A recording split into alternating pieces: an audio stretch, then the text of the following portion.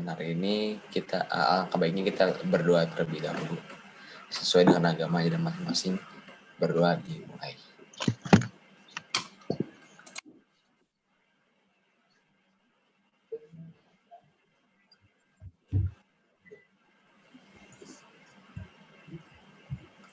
Oke, berdoa selesai.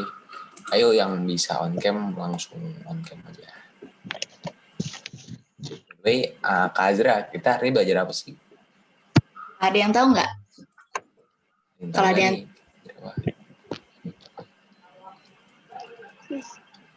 yang bisa jawab, aku kasih hadiah. Belajar sel, Kak. Selnya tuh apa aja tuh? Judulnya. Sel kan Sistem organisasi. Organisasi apa? Sistem organisasi. Kehidupan makhluk hidup. Mantap. Berarti udah pada tahu semua ya. Ya udah. Gimana nih ya Putra? Langsung aku share screen aja materinya. Ya materinya. Tenang aja, bagi yang mau modulnya nanti bakal di-share kok di grup. Oke, mulai dulu ya. Sistem organisasi kehidupan makhluk hidup. Nah, dalam ruang lingkup biologi ini, organisasi kehidupan makhluk hidup terdiri dari berbagai tingkatan organisasi. Mulai dari paling sederhana, yaitu paling dasarnya makhluk hidup hingga yang paling kompleks.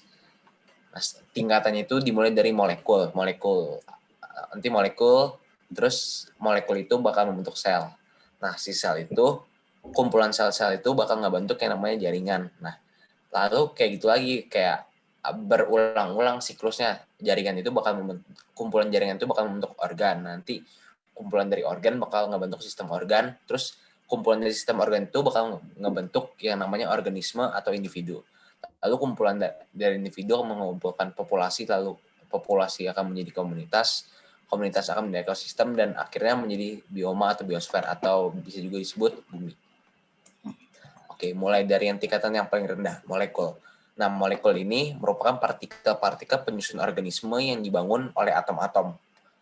Pada umumnya, tubuh organisme mengandung molekul yang tersusun dari atom karbon, atom hidrogen, atom oksigen, dan atom nitrogen. Itu kayak penyusun dasar dari tubuh manusia, tubuh organisme manusia maksudnya.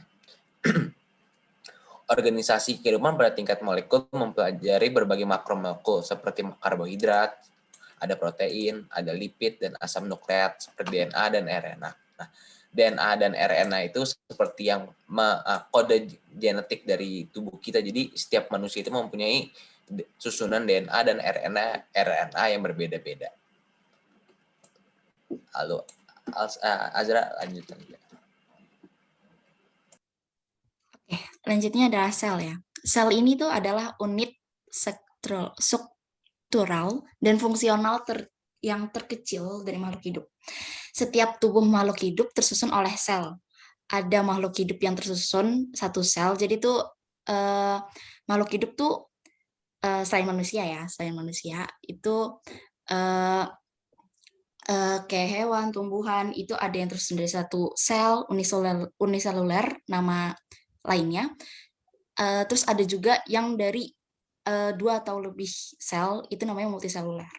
Terus sel itu mampu melakukan semua aktivitas kehidupan dan reaksi kimia untuk mempertahankan kehidupan yang berlangsung di dalam sel.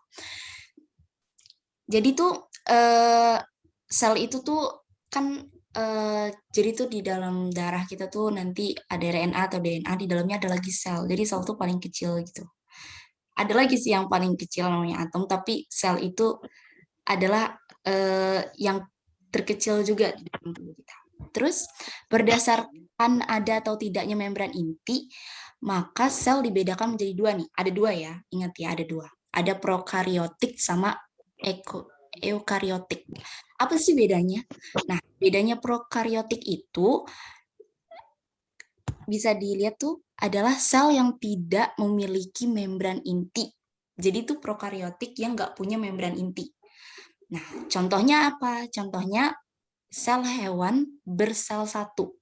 Tadi kan ada sel yang yang terdiri dari satu, namanya apa?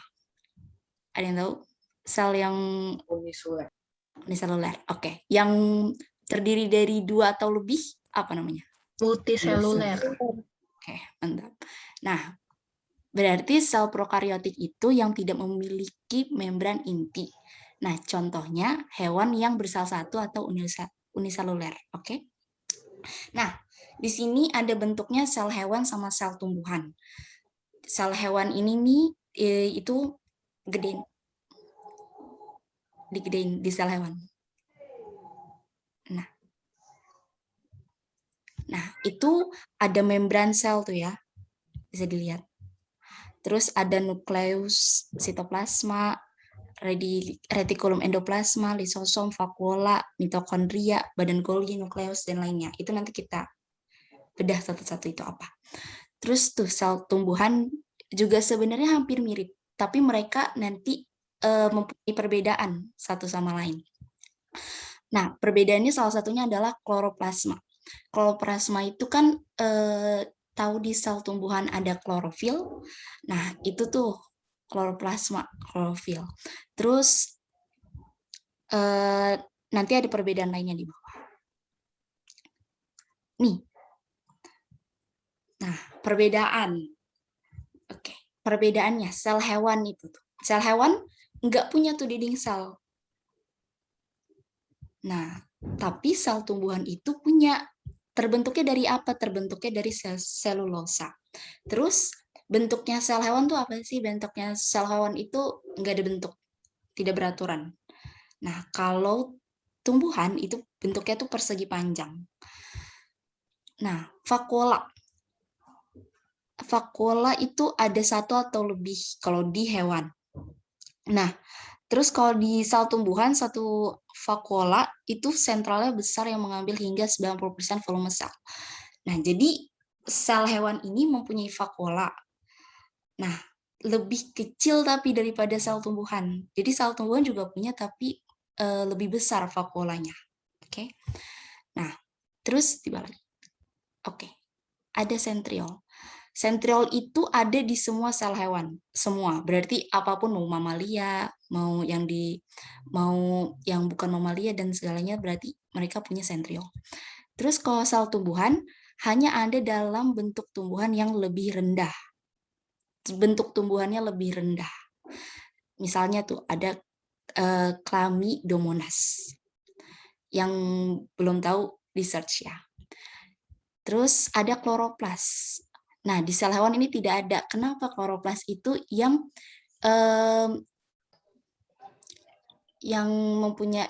ngebuat adanya itu tuh tempatnya fotosintesis itu ada di kloroplas juga. Nah, sel tumbuhan memiliki kloroplas untuk membuat makanannya sendiri, fotosintesis. Makanya hewan ini nggak punya. Kenapa? Karena rata-rata hewan nggak bisa membuat makanannya sendiri. Rata-rata ya, nggak semua. Terus ada plastida, maaf. Nah, di plastida ini sel hewan nggak punya, tapi di tumbuhan punya. Membran plasma yang tadi ada di atas kayaknya. Itu hanya ada di membran sel. Membran plasma itu ada di membran sel. Jadi dia tuh part of membran sel. Nah, terus di sini kalau di tumbuhan itu ada dinding sel dan membran sel. Lisosom itu terjadi di sitoplasma kalau di hewan. Kalau di tumbuhan lisosom itu nggak kelihatan. Dia mungkin ada di dalam sel-sel yang lebih kecil lagi. Silia itu di hewan ada, tapi di tumbuhan sebagian besar sel tumbuhan tidak mengandung silia. Berarti ada tapi nggak semua, cuma sebagian kecil. Oke, lanjut. Ya bentar ya. Jadi silia itu kenapa di hewan di tumbuhan tidak ada? Karena silia itu kan emang untuk berjalan ya, dan dan kebanyakan dari tumbuhan itu nggak bisa berjalan kan. Jadi sebagian besar nggak punya. Lalu aku takut ada yang oke itu aja sih. Lanjut, Zra. Nah, sel ini nih pertama kali ditemukan oleh Robert Hooke. Nah, pada tahun 1665, abad ke-19. Nah, sel ini dibagi jadi bagian 3 utama. 3 bagian utama tuh apa aja? Ada membran sel, nukleus inti sel, dan sitoplasma. Oh, ada tipe, guys. Itu seharusnya abad ke-17. Salah ya, maaf. Terus membran sel. Nih, membran sel itu memiliki fungsi mengatur zat yang keluar masuk ke dalam zat. Jadi tuh membran sel itu tuh boleh ke atas, ke tempat yang tadi. Nah, membran sel tuh ada di situ tuh. Di yang atasnya itu dia berarti tempat keluar masuknya zat-zat. Ya, ayo ke bawah lagi.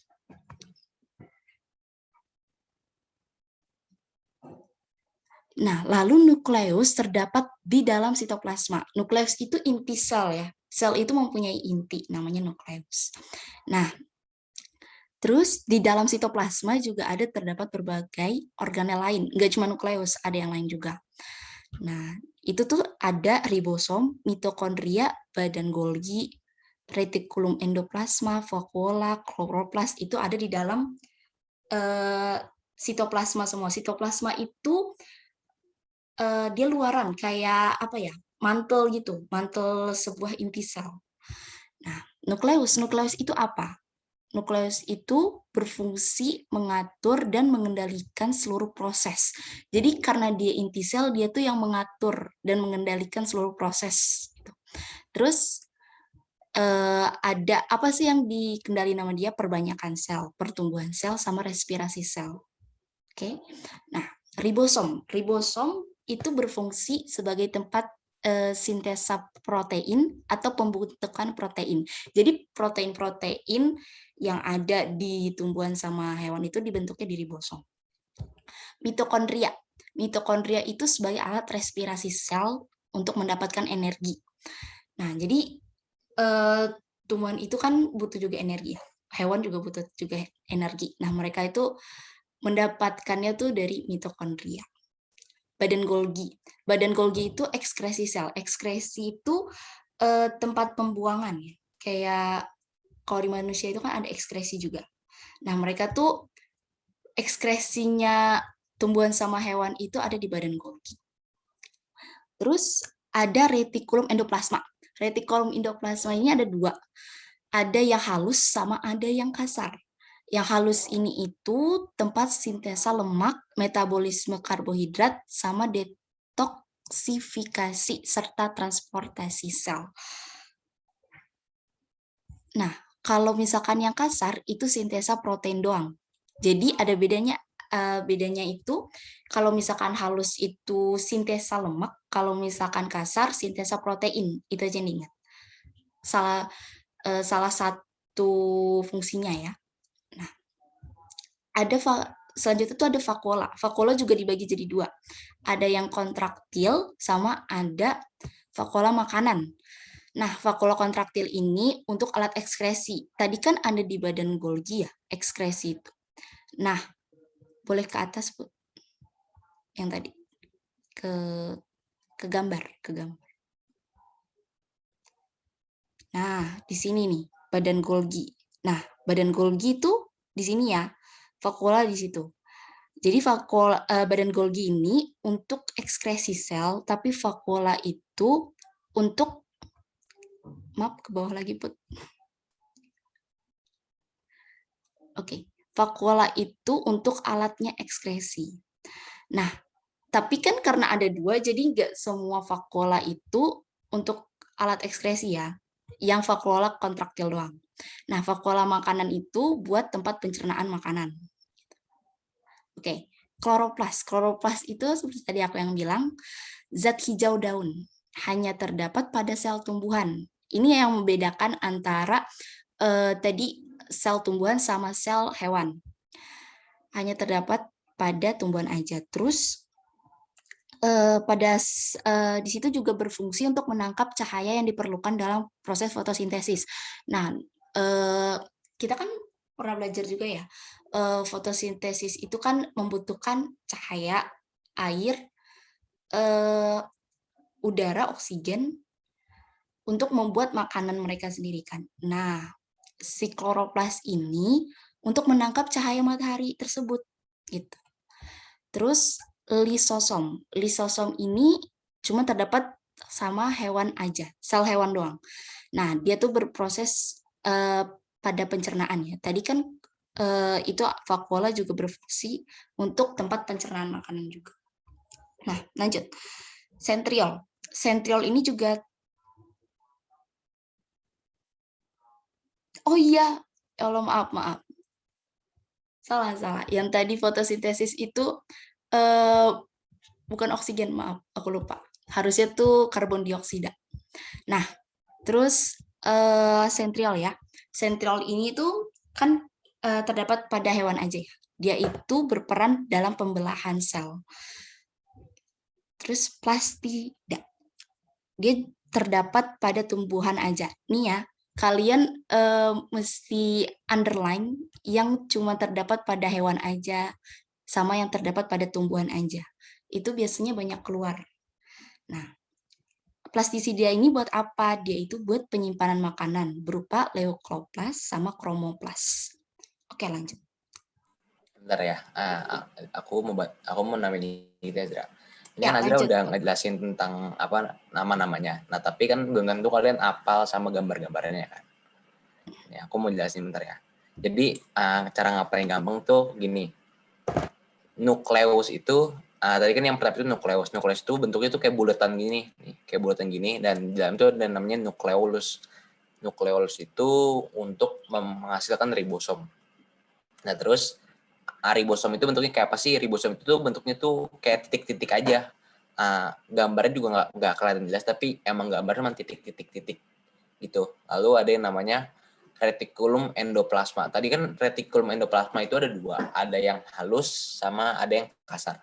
Nah, yang halus itu bentuk itu kayak gini nih, kayak guratan-guratan gitu, tapi ya udah gitu aja tak. Misalnya retikulum endoplasma yang kasar atau RE kasar, di slip-slipannya itu ada yang diselipin sama ribosom, jadi kayak kasar gitu bentuknya.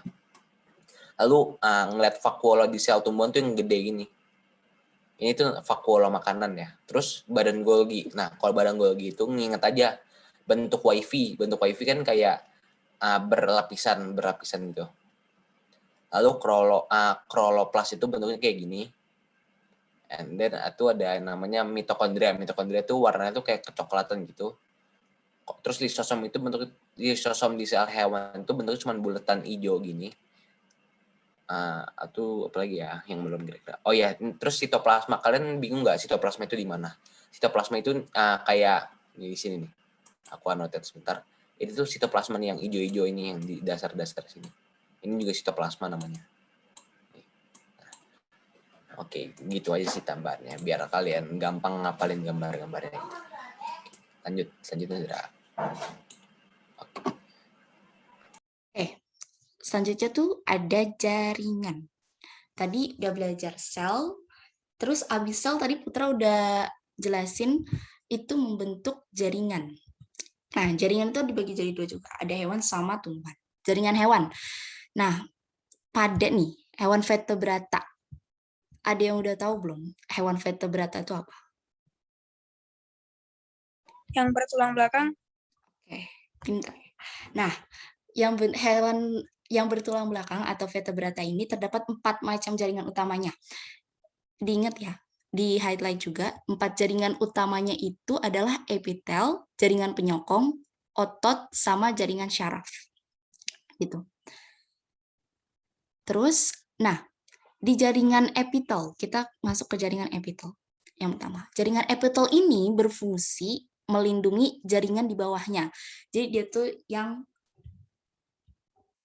jaringan yang paling atas itu.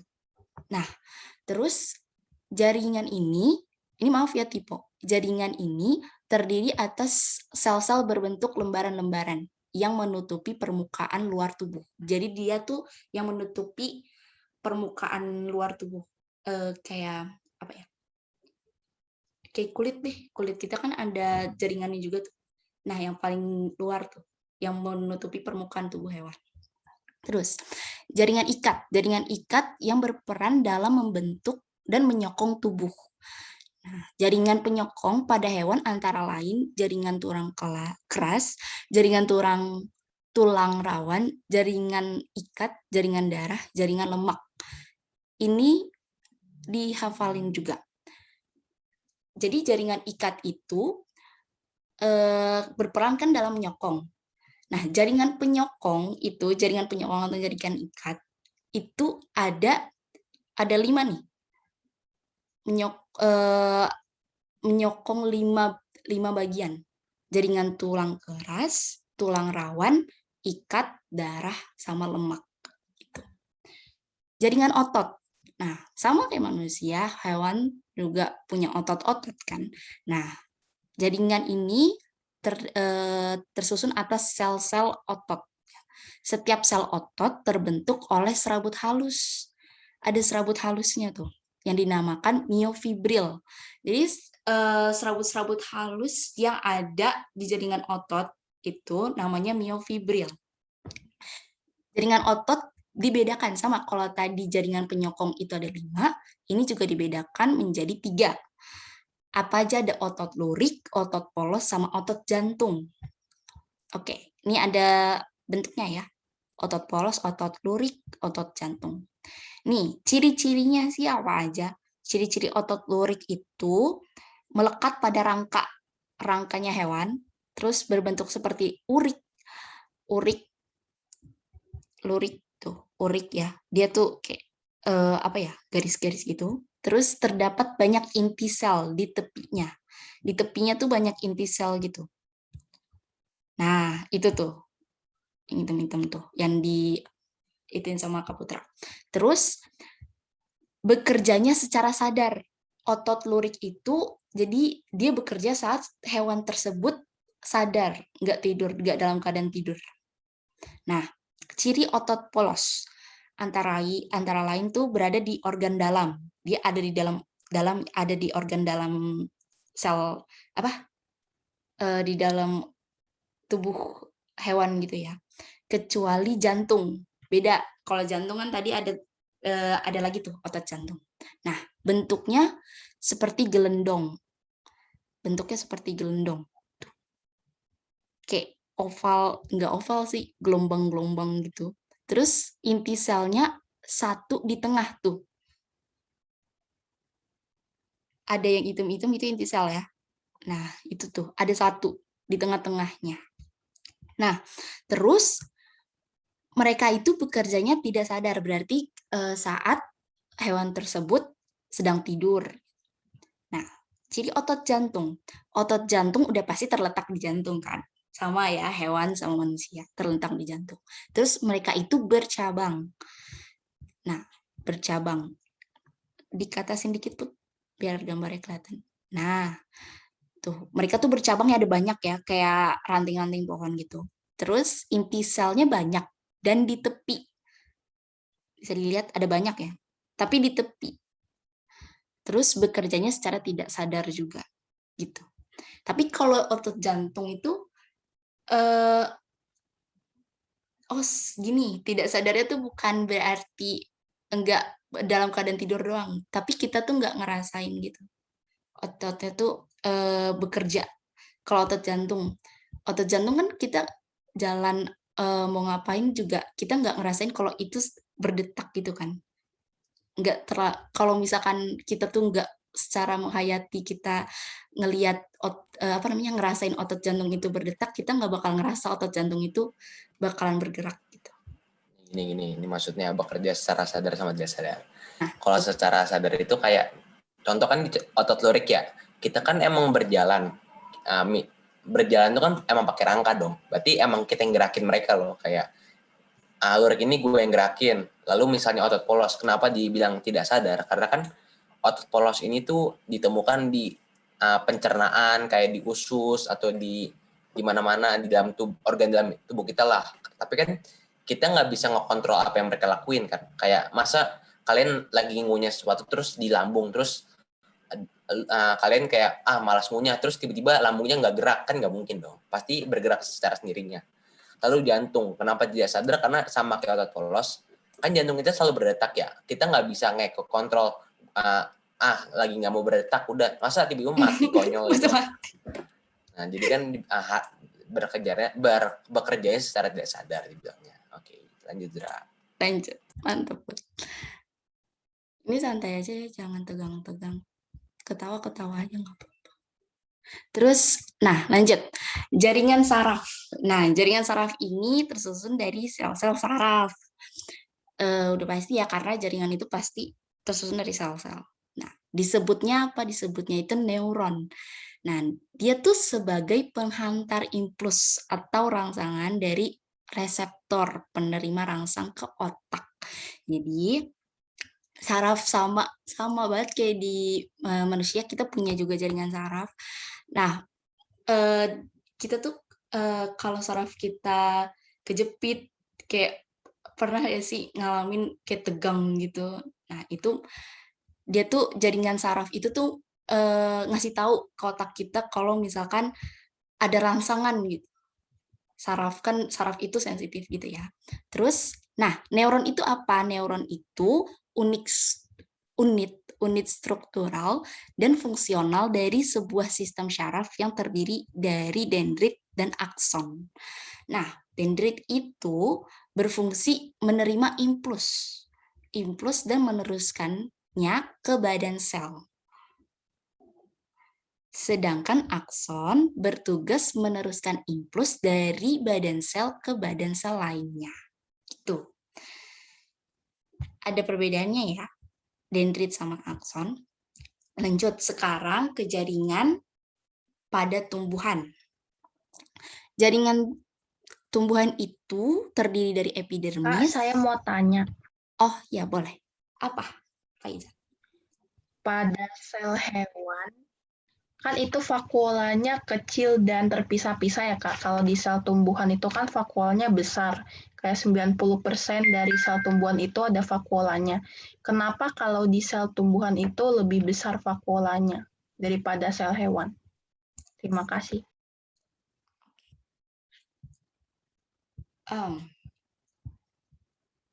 Kenapa vakuolanya itu lebih gede ya tadi? Kan tadi kalau di tumbuhan itu nggak dibagikan ya menjadi dua. Vakuolanya kok ke bawah coba. Maaf.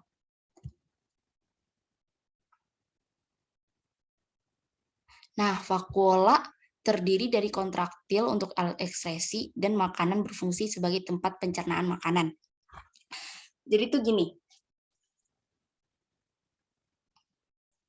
Oh ya, boleh.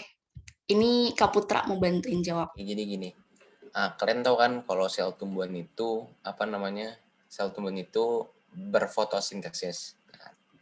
Nah, berfotosintesis itu kan berarti mereka menghasilkan makanannya sendiri. Jadi mereka tuh harus menaruh makanan itu di suatu tempat dong, dan pastinya ditaruh di vakuola di sini. Terus kenapa vakuola hewan lebih kecil? Karena kan mereka tidak menghasilkan makanan sendiri gitu loh. Jadi mereka mereka itu memakan sesuatu karena tidak mungkin membuat makanannya sendiri. Jadi terus sel tumbuhan itu juga menghasilkan banyak hal gitu loh, kayak ada yang namanya getah, terus ada banyak hal gitu. Jadi ya vakuola itu secara natural lebih besar daripada hewan karena yang sel tumbuhan buat itu lebih banyak daripada hewan gitu sih. Azra ada tambahan lainnya gak? Itu yang aku maksud tadi. Apakah terjawab, Faiza? Aku masih bingung. Jawab Kak. Oke. Lanjut. Tadi di jaringan tumbuhan.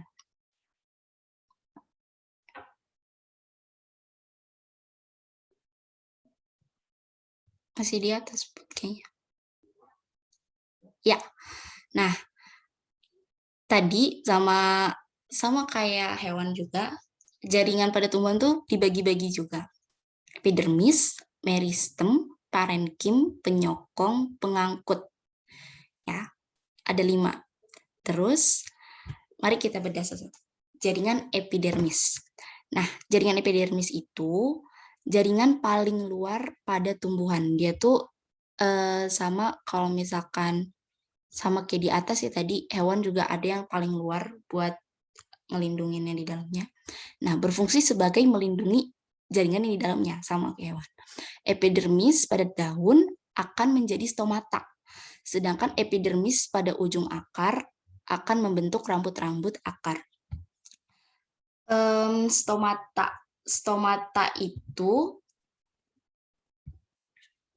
Stomata itu tuh biasanya tuh dia tuh ada di daun gitu. Kalau misalkan nanti mungkin ya, kalau insya Allah kalau misalnya tahun ini kalian offline, kalau kalian ada praktikum, itu biasanya disuruh nyari stomata di daun. Nah, nanti daunnya tuh di belah-belah gitu, di dalamnya ada stomata gitu. Nah, lanjut ya, berfungsi sebagai, nah, terus yang pada di ujung akar, yang di akar, itu kan tadi stomata itu terdapat di daun ya. Kalau yang di ujung akar itu akan membentuk rambut-rambut akar. Jadi kalau di akar itu ada serabut-serabut kecilnya itu adalah epidermis. Gitu. Terus jaringan parenkim tersebar hampir di seluruh tubuh tumbuhan. Nah, mereka itu pada tumbuhan terdiri atas jaringan tiang, jaringan spons. Jadi jaringan parenkim itu ada dibagi dua lagi. Dia itu ada yang tiang, palisade, sama yang spons.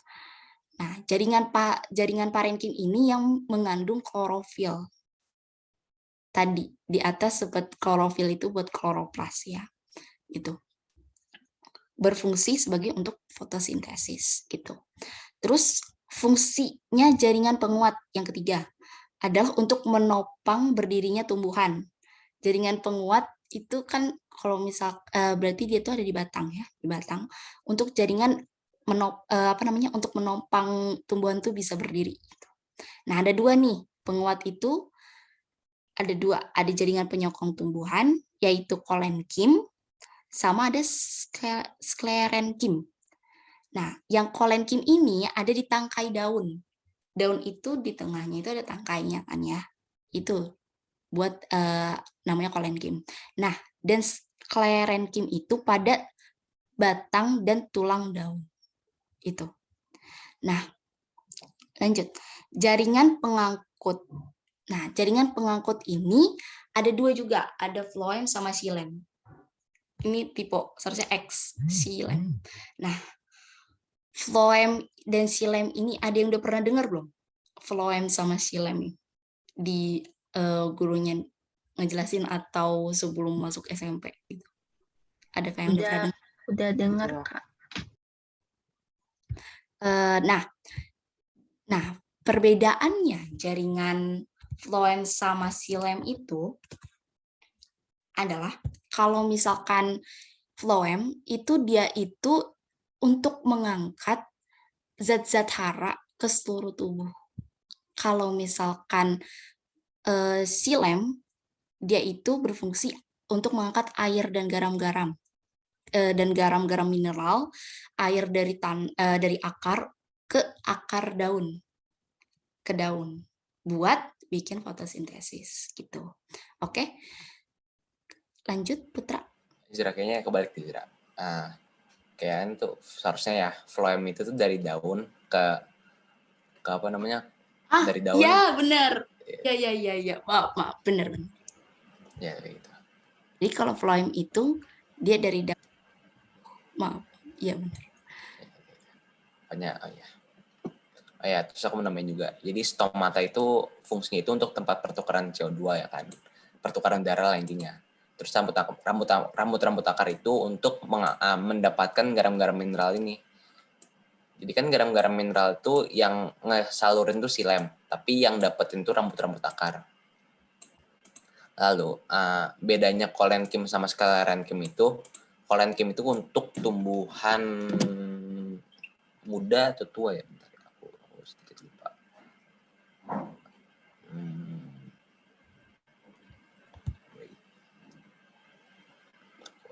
Ya pokoknya perbedaan tuh di ini tuh seingat aku tua, sekarang itu tuh muda atau sebaliknya gitu, aku lupa. Lanjut. Nah, ini nih bentukannya ya, jaringannya. Ada palisade, spons, epidermis di paling atas buat melindungi, nih xilem dan phloem. Xilem dan phloem itu dia tuh nanti ada gambarnya, mungkin nanti aku di akhir kalau misalnya ada waktu nanti aku liatin ya xilem sama phloem itu. Nah, ada spons, stomata tuh ya di situ, sama ada epidermis di bawah buat melindungi juga. Oke, dilanjutin sama Putra. Tadi kan udah sel sama jaringan ya. Terus, nah jaringan itu bakal ngebentuk yang namanya organ. Kalian tahu dong pasti organ apa aja. Nah, organ adalah sekumpulan jaringan yang memiliki fungsi dan struktur yang sama. Oke. Pertama, organ pada tumbuhan hewan, vertebrata, dan manusia. Contoh organ yang dimiliki hewan tingkat tinggi dan manusia antara lain mata, paru-paru, jantung, hati, lambung, ginjal, telinga, dan kulit. Pasti kalian tahu dong, ini kan kalian mempunyainya, dan itu juga rata-rata bisa kalian raba pakai tangan maupun kalian tahu fungsinya. Mata itu fungsi untuk melihat pastinya. Terus paru-paru tempatnya alat pernapasan atau pertukaran udara. Lalu jantung itu untuk memompa darah. Hati itu berfungsi untuk menetralkan racun. Lalu ada yang namanya ginjal itu untuk ekskresi, alat pengeluaran. Terus ada telinga berfungsi sebagai indera pendengar. Terus ada kulit yang berfungsi sebagai pelindung jaringan di bawahnya dan pengaturan suhu. Lalu ada organ pada tumbuhan. Organ-organ pokok yang terdapat pada tumbuhan adalah akar, batang, dan daun. Daun tersusun atas jaringan epidermis, jaringan palisade, spons, dan jaringan pengangkut kayak gambar yang tadi ini. Ini ada epidermis, ada parenkim palisade, ada parenkim spons, ada xilem phloem, ada stomata. Nah, fungsi daun sendiri adalah sebagai tempat fotosintesis dan bernapas. Karena kan di daun itu terdapat zat hijau daun atau klorofil. Jadi di situ terjadi fotosintesis. Lalu akar berfungsi sebagai organ penyerap air dan zat hara. Seperti tadi itu yang yang rambut-rambut akar itu kan menyerap air dan zat hara itu. Dan juga sebagai penenggak batang dan juga organ pernapasan juga. Lalu organ penting lainnya adalah bunga. Bunga itu merupakan alat perkembangan generatif pada tumbuhan berbiji tertutup. Nah, di bunga itu kan ada yang namanya putik dan benang sari. Nah, itu yang sebagai sebagai organ reproduksinya. Lalu ada yang namanya sistem organ. Di dalam tubuh makhluk hidup, organ-organ yang berbeda akan berkumpul membentuk suatu sistem yang disebut sistem organ. Kumpulan organ-organ tersebut akan menjalankan fungsi dan tugas yang saling berkaitan. Contoh sistem pada organ manusia, ada sistem pencernaan terdiri atas organ mulut, lidah, gigi, kerongkongan, lambung, usus halus, usus besar, dan anus. Ini tuh jadi kayak yang berkaitan gitu. Nah, ini kan sejalan ya dari mulut masuk ke lidah, terus digigit oleh gigi, terus masuk ke kerongkongan. Oh ya, by the way, kalian tahu nggak perbedaan antara kerongkongan sama tenggorokan? Ini beda loh. Ayo. Ada yang bisa jawab nggak? Tahu, Kak. Apa tuh? Kalau kerongkongan itu untuk menelan makanan dan menyalurkan makanan ke organ pencernaan. Kalau tenggorokan itu untuk menyalurkan udara ke sistem pernapasan atau paru-paru. Benar Mantap, bagus. Nah, selanjutnya individu. Sistem organ itu membentuk menjadi individu, yaitu manusia, terus ada kucing, ada semut, bla bla bla gitu kan. Itu adalah individu. Lalu populasi. Populasi merupakan kumpulan individu dari suatu spesies yang berinteraksi dan hidup di wilayah tertentu. Contohnya sekumpulan semut yang terdapat di batang pohon, kawanan rusa di padang rumput. Terus kayak manusia-manusia di perkotaan itu kan satu jenis, yaitu manusia. Nah, terus di dalam suatu wilayah juga dong, namanya populasi. Lalu ada namanya komunitas. Komunitas merupakan kumpulan populasi dari berbagai spesies yang saling berinteraksi dan hidup di area tertentu dalam kurun waktu yang sama. Contohnya berbagai jenis populasi ikan yang hidup di laut. Terus itu ya di dalam manusia bisa juga ya kita di perkotaan itu banyak banget komunitas kayak semut, terus ada tumbuh-tumbuhan juga, jadi bisa bilang komunitas. Terus ada ekosistem, seluruh komunitas serta lingkungan fisik atau abiotik yang saling berinteraksi disebut ekosistem. Nah, abiotik itu maksudnya yang tidak hidup atau kayak cahaya matahari itu kan tidak hidup dong. Antar populasi tersebut memiliki hubungan simbiosis serta siklus energi dan materi. Siklus energi ini terjadi melalui suatu peristiwa makan dimakan yang membentuk sebuah rantai makanan. Kayaknya kalian udah belajar kan yang namanya rantai makanan. Nah, itu masuk ke dalam ekosistem. Bahkan terdapat siklus energi yang lebih luas dan rumit dalam suatu jaringan makanan. Dalam ekosistem, hubungan antar organisme biotiknya tidak terlepas dari faktor abiotiknya juga. Lalu ada yang namanya bioma. Bioma adalah satuan daerah yang luas di bumi bercirikan sejenis tumbuhan dominan di daerah tersebut. Contohnya bioma gurun, bioma taiga, bioma hutan hujan tropis, dan bioma tundra. Dalam bioma banyak sekali jenis individu ataupun populasi yang terdapat di dalamnya. Misalkan pada bioma hujan tropis yang didominasi oleh tumbuhan tropis, terdapat keanekaragaman individu yang tinggi di dalamnya. Indonesia sendiri memiliki bioma hutan hujan tropis, kayak di Pulau Sumatera dan Kalimantan. Terus biosfer, kalau biosfer ini kumpulan dari bioma, jadi kayak hutan hujan tropis, terus ada bioma gurun, nah itu berkumpul di bumi gitu, jadi namanya biosfer. Azra, selanjutnya kita bakal ngapain nih, Azra? Atau ada yang Ntar kalian dulu. kurang ngerti? Ada yang mau tanya nggak? Nih, aku mau ngasih salah satu contoh lagi buat bioma. Bioma itu selain di Indonesia itu ada di Brazil ya.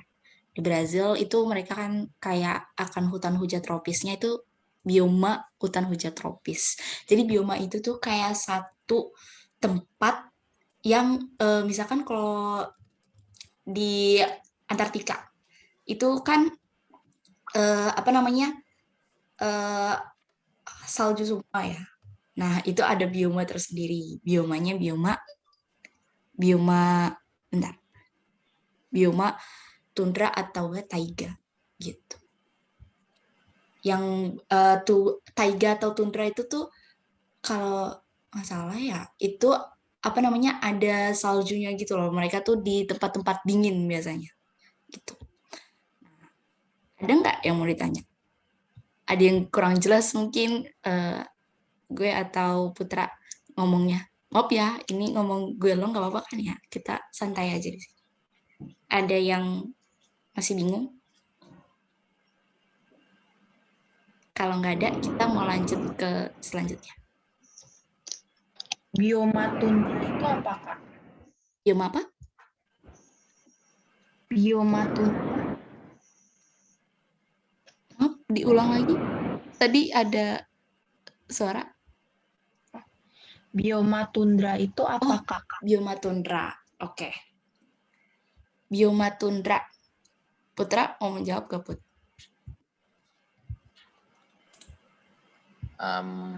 Tundra itu apa ya? Tundra. Ini sebenarnya tundra itu seingat aku ya, kalian tahu kutub kan? Nah, kutub itu di sekitarnya tuh kayak ada kayak ada suatu tempat yang nggak punya salju tapi tetap aja dingin. Nah, itu disebut juga tundra. Jadi bisa dibilang tundra itu tempat tanpa pohon lah. Jadi di sana tuh pohonnya sedikit, pohonnya nggak ada karena berdekatan dengan salju, jadi nggak ada tumbuhan yang bisa hidup gitu. Jawab gak? Jawab, Kak. Oke, makasih. Atau kalian mau ngelihat gambar tundra di Google? Enggak. Boleh. Kasih tahu gambar sebuah bioma aja, Put.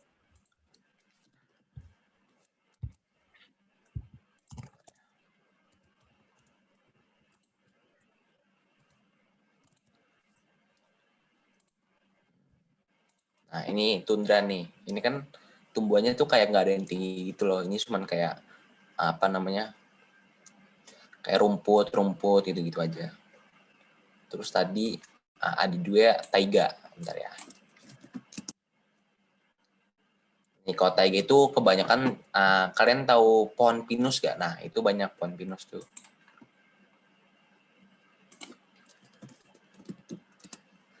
Di pegunungan biasanya. Daerah-daerah pegunungan. Terus ada bioma apa ya? Oh, bioma hutan Hujan tropis. Hutan hujan tropis pasti. kayak Amazon gitu kan.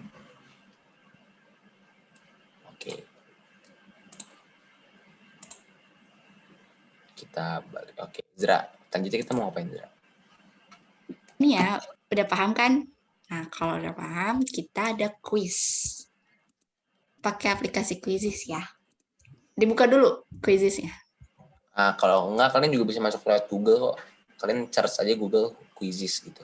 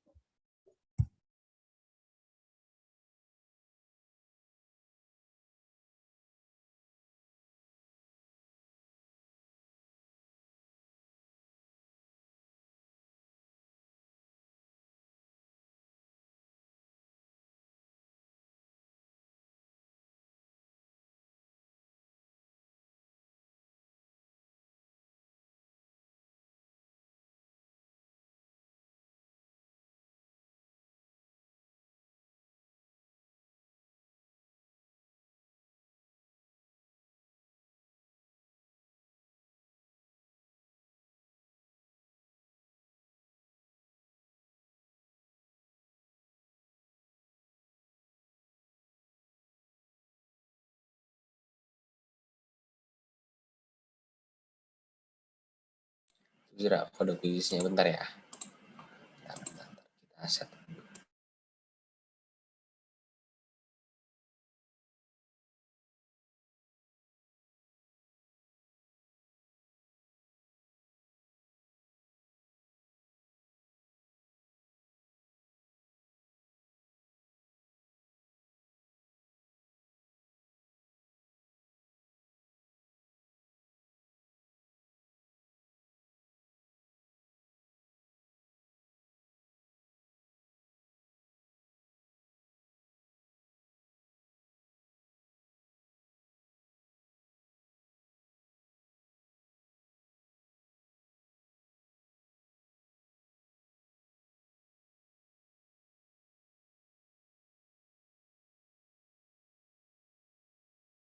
Sebentar ya.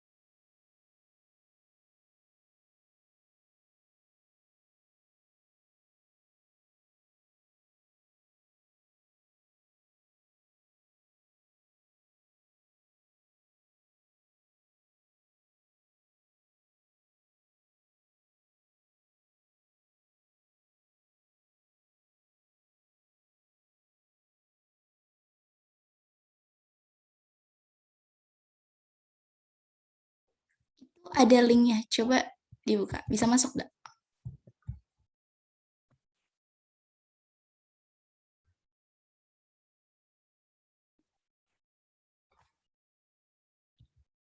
Zra, itu kayaknya buat main sendiri deh, Zra. Lu coba tantang teman nih. Bukan kalian ya, maksudnya Hazra. Iya. Jangan dipencet dulu ya, sebentar ya. Itu kayaknya salah. Oh ya, nih. Bentar. Ini kodenya. Salah. Teng.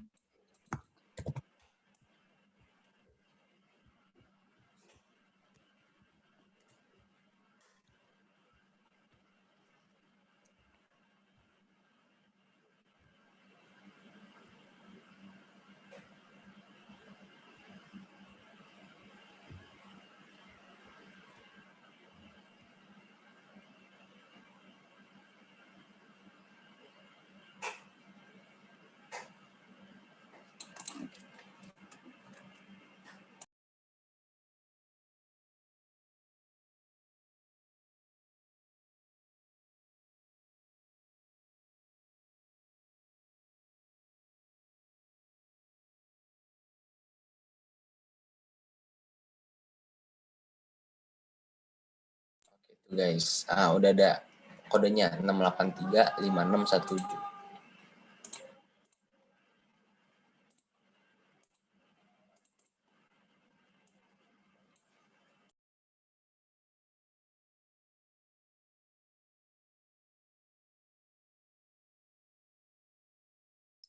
Bisa? Udah bisa masuk? Ada yang nggak bisa Bisa, masuk Kak. nggak? Bisa. Belum dimulai kan ya? Kalian belum bisa mulai? Oke. 1,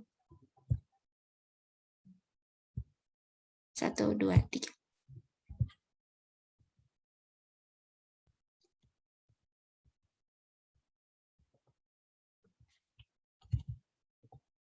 Kita ada berapa orang? 1, 2, 3, 4, Berenam. 6 ya. Udah masuk semua nih. Kita mulai ya. 1. Waktunya itu sampai jam 5, maksimal ya 5.30. Kalau misalkan bisa kurang dari itu, bilang ya. Kalau udah selesai semua dari itu, bilang. Oke. 1, 2, 3.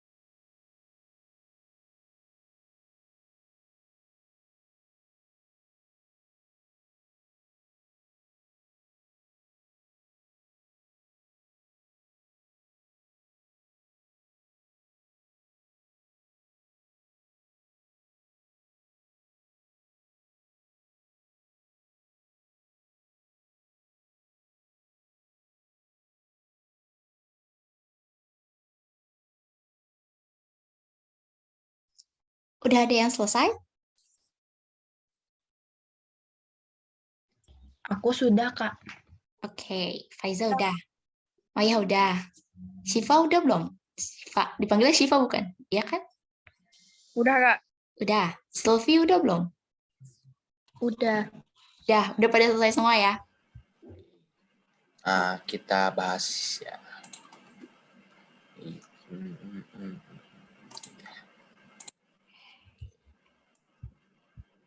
Tadi ada soal-soal ini kan.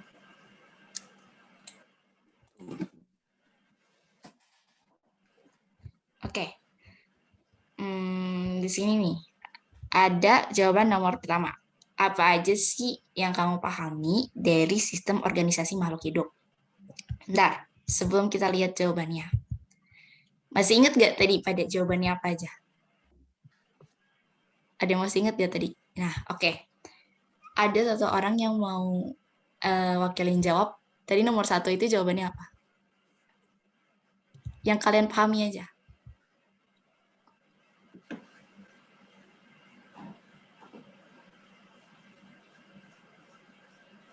Yang tadi kalian jawab aja nggak apa-apa.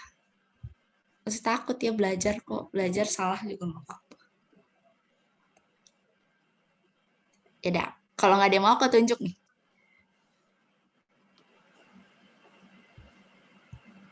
Aku tunjuk ya. Coba, Sylvie. Halo Sylvie. Bisa dengar nggak? Halo? Halo. Nah, ya Sylvie. Sylvie udah selesai kan? Udah. Nah, tadi nomor 1 itu jawab apa? Yang Ada wah. Oke. Yang tadi tentang apa aja sih yang kamu ketahui dari sistem organisasi kehidupan makhluk hidup? Jawabannya apa? Sebuah organisasi kehidupan di beberapa tingkatan. Apa aja tuh tingkatannya? Disebutin nggak tadi? Enggak. Ya nggak apa-apa. Oke. Kalau misalkan Faiza tadi kayak gimana? Jawabnya. Kalau aku jawabnya memahami organisasi dari makhluk hidup seperti sel, jaringan, organ, sistem organ, mengetahui fungsi dari mereka masing-masing. Itu aja, Kak. Oke. Ya, Pak. Kalau Maya gimana Maya? Jawabnya gimana? Kalau aku itu sistem organisasi kehidupan makhluk hidup yang memiliki berbagai tingkatan. Oke. Cuma sampai situ aja, nggak disebutin tingkatannya? Iya, soalnya waktunya udah habis.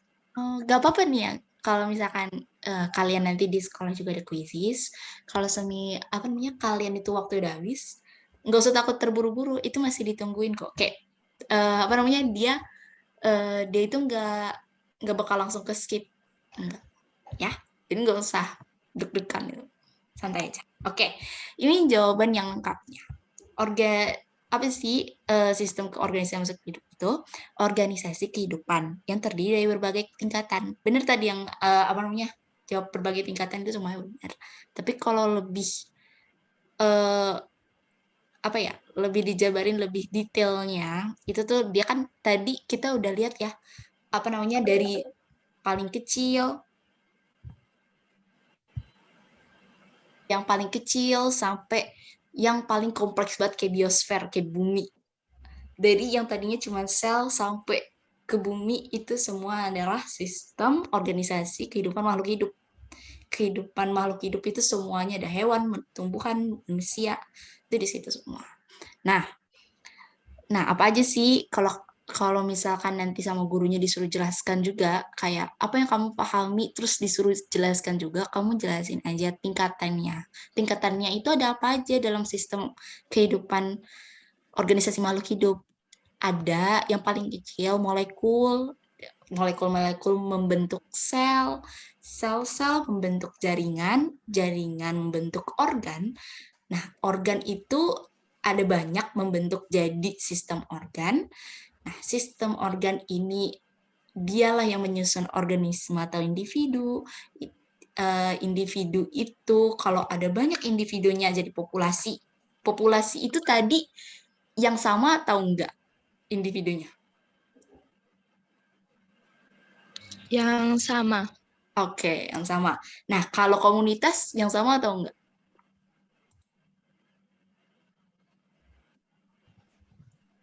Enggak. Oke. Jadi populasi itu dia itu kan tadi aku review ulang ya. Populasi itu kumpulan individu yang sama. Jadi misal di sekolah ada guru, ada murid. Itu populasi itu. Sama-sama manusia semua kan ya. Manusia semua. Terus kalau komunitas kayak di sawah itu ada tumbuhan padi, ada nanti ada petani, ada belalang dan sebagainya. Itu individu yang beragam dijadikan satu, itu namanya komunitas. Tempat itu namanya komunitas gitu. Nah, ekosistem itu lebih besar lagi daripada komunitas, yaitu kumpulan-kumpulan dari populasi sama komunitas tuh jadinya tuh satu ekosistem. Nah, bioma tadi itu kan ada banyak tuh. Ada yang bisa jelasin nggak bioma ada apa aja? Bioma tadi ada berapa ya? Ada 5 kalau nggak salah. 3 diantaranya yang kalian ingat. Ada apa aja? Bioma tuh. Seperti hutan tropis, bukan, Kak? Ya? Terus ada apa lagi? Bioma hutan tropis.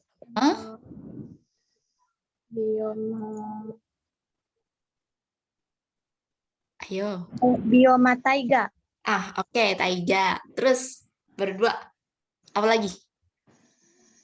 Bioma tundra. Ya, tundra. Apa lagi? Apa?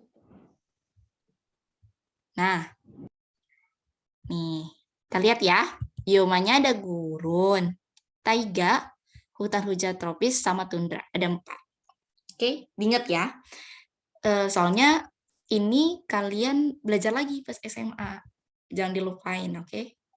Diulang-ulang, enggak diulang sih, lebih diperdalam aja. Gitu. Nah, ada gurun itu kayak gurun savana ya. Gurun Sahara. Wow. Terus ada bioma taiga yang tadi udah dikasih tahu. Terus hujan tropis yang tadi ada di Kalimantan, Sumatera, Brazil, tuh ya. Ini Amazon lebih tepatnya, Brazil di Amazon.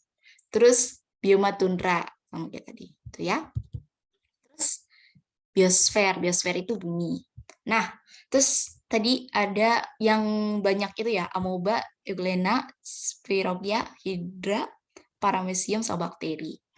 Ini tadi kita belum ngasih tahu contoh-contohnya ya, yang uniseluler. Oke. Tadi ada yang benar nggak, Jep ini? Ada yang tahu nggak salah satunya aja? Yang uniseluler itu apa? Ada yang tahu? Nggak tahu. Oke. Nah, yang benar itu ada amoeba, bisa. Nah, ada euglena.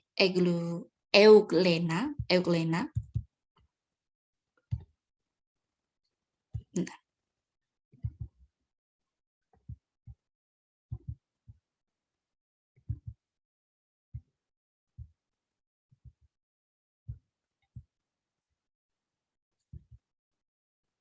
Ya, ada euglena.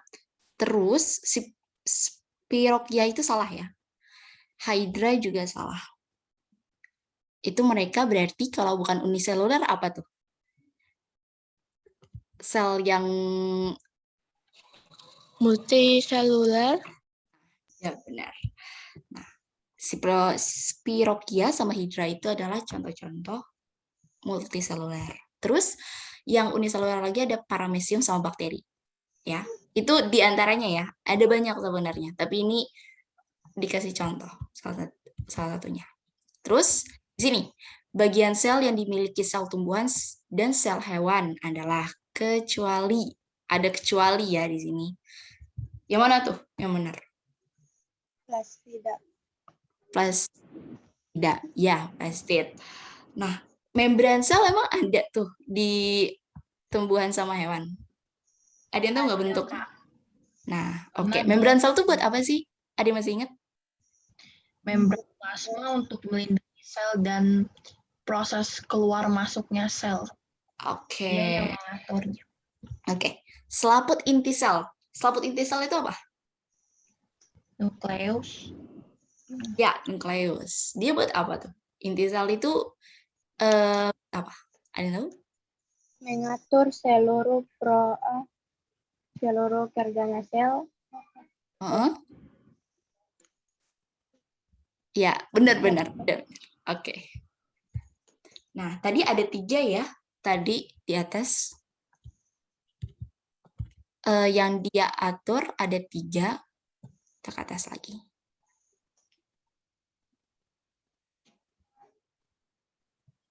Nah, apa aja dia? Nah, diantaranya perbanyakan sel, pertumbuhan sel, sama respirasi sel. Ingat ya. Oke, lanjut. Nah, ya selaput inti sel sama sitoplasma. Sitoplasma itu emang buat apa? Kenapa dia bisa ada di sel tumbuhan sama sel hewan? Sitoplasma itu cairan yang berisi organel-organel sel, Kak. Nah, Seperti mitokondria, sentriol, badan inti, dan lain-lain. fungsi kan dia untuk di dalamnya ada itu ya. Dia tuh di bagian luar tuh untuk ngapain? Dia terdapat di bagian luar. Maksudnya yang membungkus itu semua tuh buat apa? Untuk mengatur keluar masuknya zat, bukan sih, Kak? Itu membran sel. Sitoplasma itu untuk melindungi ya. Untuk melindungi yang ada di dalam inti sel. Bukannya sitoplasma itu dalam lindung itu bukannya dinding sel sama membran sel.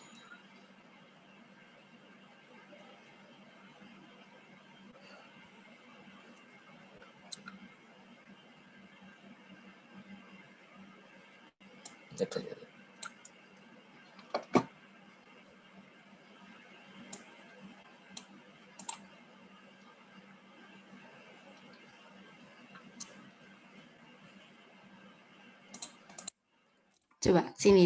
Kita klarifikasi dulu sitoplasma.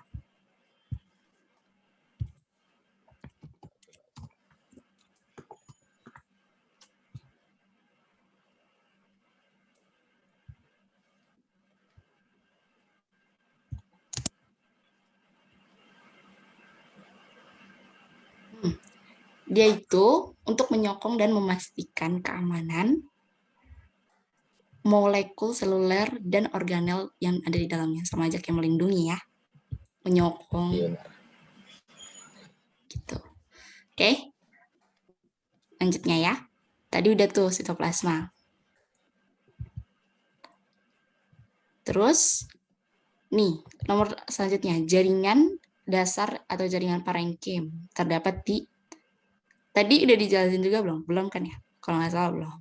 Nah, bagi yang belum tahu, dia itu terdapat di batang, ada di akar, sama ada di daun.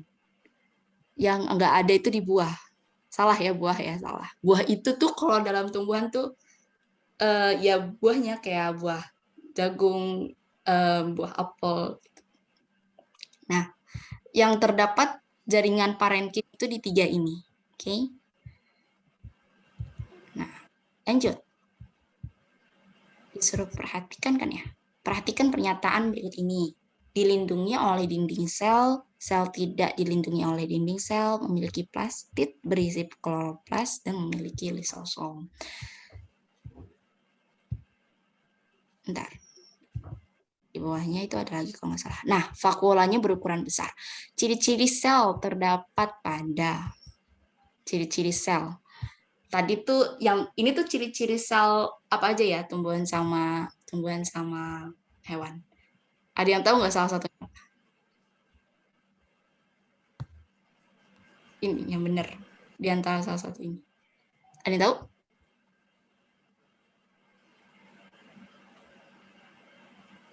Oke, yang benar itu dilindungi oleh dinding sel ya. Ini benar. Dinding sel tadi itu ada di sel hewan atau sel tumbuhan? Sel tumbuhan. Sel tumbuhan. Oke, dinding sel. Nah, terus yang sel tidak dilindungi oleh sel itu tidak dilindungi oleh dinding sel itu berarti salah ya? Ya. Salah. Terus memiliki plastid, benar nggak? Tapi berisi kloroplas, benar? Benar salah? Benar. Benar. Terus memiliki lisosom. Benar? Atau salah? Benar. Benar, Kak. Oke. Vakuolanya berukuran besar. Apakah benar? Vakuola Benar. Nah, vakuola yang berukuran besar itu di sel tumbuhan atau sel hewan? Di sel tumbuhan. Oke. Nah, lanjut. Satuan struktural dan fungsional terkecil sebagai penyusun tubuh makhluk hidup apa? Kalau nggak tahu, nggak apa-apa sih. Nggak Sel, tahu. Kak. Apa? Sel, ya benar. Oke, lanjut. Sistem organ tubuh yang berfungsi mengolah makanan dalam tubuh adalah apa? Sistem Pencernaan, Kak. Ada yang jawab ekskresi nggak? Enggak ada. Benar, pencernaan. Terus, jaringan yang berfungsi mengangkut air dan garam-garam ke daun adalah yang mengangkut air. Jaringan silem. Phloem. Iya. Oke, siap. Phloem buat apa phloem? Mengangkut zat hasil fotosintesis dari daun ke seluruh tubuh tumbuhan. Oke.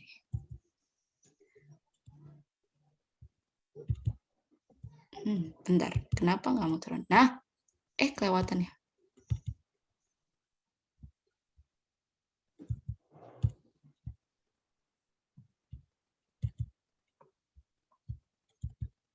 Sebentar ya, Putra. Coba deh. Nah, mau apa? Nah, nomor 9. Nah, perbedaannya populasi dan komunitas. Coba. Ini nggak usah lihat yang di sini. Aku mau nanya jawaban kalian masing-masing. Maya jawab apa, Maya? Jangan dilihat dari sini ya. Yang tadi Maya jawab aja. Ya. Kalau aku tadi tulisnya itu populasi merupakan kumpulan dari beberapa individu, sedangkan komunitas merupakan kumpulan dari beberapa populasi. Apa populasi? Boleh, benar. Tapi mungkin untuk membedakannya bisa ditambahin kalau populasi itu kumpulan individu yang sama, ya. Kalau komunitas itu kumpulan populasi dari berbagai. Jadi tuh populasinya nggak kan sama tuh, ada banyak jadi kan. Dia kumpulan juga dari beberapa individu, beberapa hewan, tumbuhan, dan manusia dalam satu kurun waktu yang sama. Gitu. Oke. Nah, ini lebih lengkapnya ya. Ini udah ditulis lebih lengkapnya. Terus, jelaskan secara singkat dan padat tentang biosfer. Coba.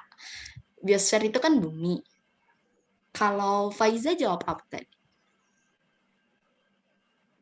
Biosfer itu apa? Menurut aku, biosfer itu merupakan satu kesatuan di bumi seperti mencakup seluruh bioma dan atmosfer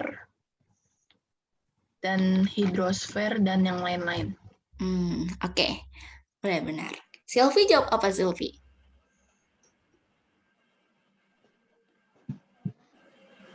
Halo, Sylvie. Sistem organisasi kehidupan yang paling atas atau yang paling besar? Oke. Ya, boleh juga, tapi ini lebih tepatnya ya. Ya. Jadiin ini aja. Iya, by the Udah way, nih. kalian tahu gak sih atmosfer itu apa, hidrosfer itu apa? Ini litosfer ya, bukan litis. Ayo apa ayo? Ayo kalian tahu gak? Atmosfer itu lapisan bumi. Terus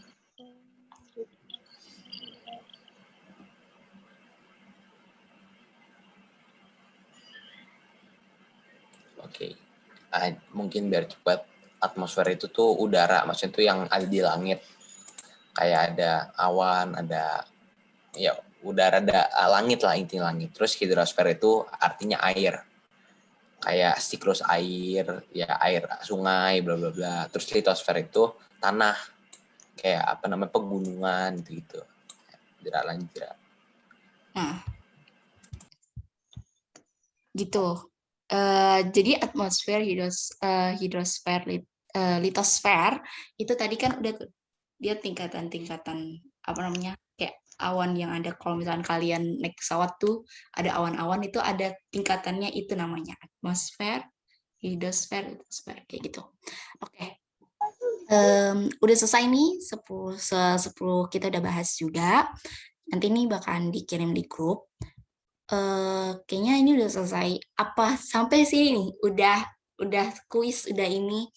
Ada yang masih bingung sama materinya? Kak, saya mau tanya yang tadi makhluk uniseluler itu apa aja ya, Kak? Makhluk uniseluler. Oke. Itu tadi kan ada bakteri ya, salah satunya bakteri, parasium, amoeba, terus ada tadi satu lagi apa? Nah, ke atas dapat. Bisa ke atas. Yang tadi nomor 3 kalau nggak salah. Nah, ya ini sama Euglena. Ada lagi. Ini seluler.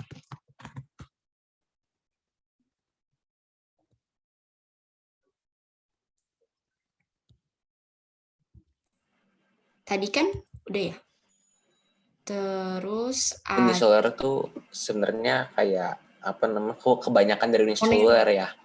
Kita nggak bisa kayak ngelihat secara apa namanya, secara pakai mata, harus pakai mikroorganisme. Jadi organismenya itu yang kecil-kecil gitu loh, yang harus pakai mikroorganisme yang tadi udah aku omong sebelumnya. Terus uniseluler juga kayak yang kecil-kecil lah intinya, kebanyakan kayak kayak paramecium kan kecil gitu. Ya nggak sih, ya kan? apa ya? Yang dia itu sekelas sama bakteri, nggak kelihatan. Tapi tuh ada kayak bakteri kan, kayak bakteri yang hewan-hewan kecil banget yang ada di kasur, di karpet, yang ada kecil-kecil, itu mereka biasanya uniseluler gitu.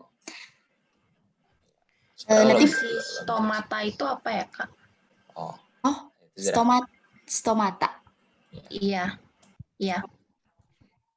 Stomata itu bentar. Kayaknya rada lupa. Stomata itu tuh tempat pertukaran udara aja. Tempat pertukaran udara di apa namanya, di daun. Pakai stomata. Ya, buat fotosintesis kerasan tadi Azal udah jawab. Nah, dia pertukarannya CO2 itu buat proses dalam fotosintesis. Kan tadi stomata itu ada di daunnya. Nah, dia tuh buat membantu si daun ini memproduksi makanan gitu. Kejawab, Eza? Apa put? Nih kalau di daun kan namanya stomata ya, untuk pertukaran udaranya. Ini cuma tambahan doang sih. Kalau di batang juga ada, tapi namanya bukan stomata, tapi namanya lenticel. Jawab, Faiza.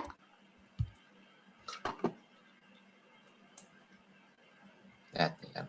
Untuk stomata itu tempat pertukaran udara untuk memproduksi apa ya, Kak? fotosintesis tadi buat membuat makanan. Kan fotosintesis kan tadi membutuhkan karbon dioksida ya. Maaf tadi aku salah. Bukan oksigen, karbon dioksida, cahaya matahari, sama air. Nah, itu tuh pertukarannya itu yang dia dapat CO2 itu adanya di stomata. Gitu. Kalau untuk yang membuat oksigen itu yang mana, Kak? Membuat oksigen. Oh, membuat oksigen. Oh, oksigen tuh nih parenkim. Di parenkimnya.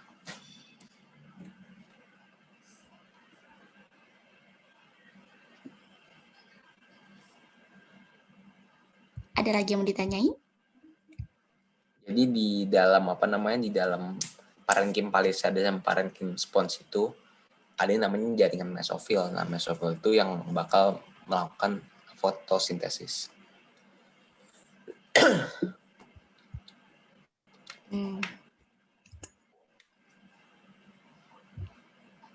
Udah jelas, Faiza? Jelas, Kak. Maya, Silvi, Fahri tadi ikut kuis gak? Ikut, Kak. Oh, tadi jaringannya lagi ini ya. Oke, gak apa-apa. Ada yang mau ditanyain nggak, Fahri? Enggak, Kak. Oke, sip. Kayaknya udah pada ngerti semua nih, Zira. Udah pada ngerti? Ya dah. Dan waktunya juga kayaknya udah habis. Ya nih. Jadi kita mau end aja ya, Zira ya. Zira. Udah selesai, Put. Apa? Gimana, Zira? Oh. Bentar ya.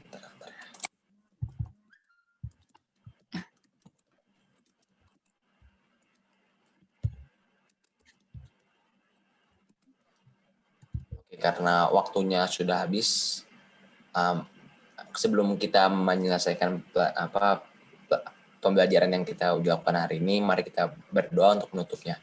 Berdoa sesuai dengan agamanya masing dan kepercayaannya masing-masing dimulai.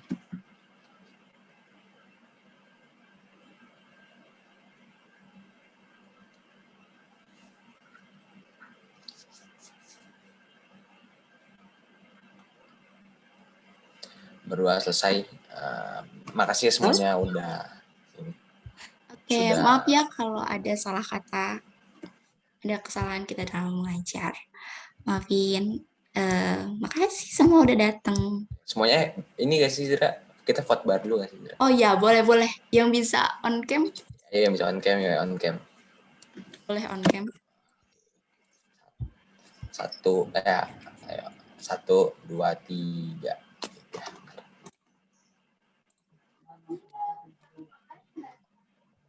Oke.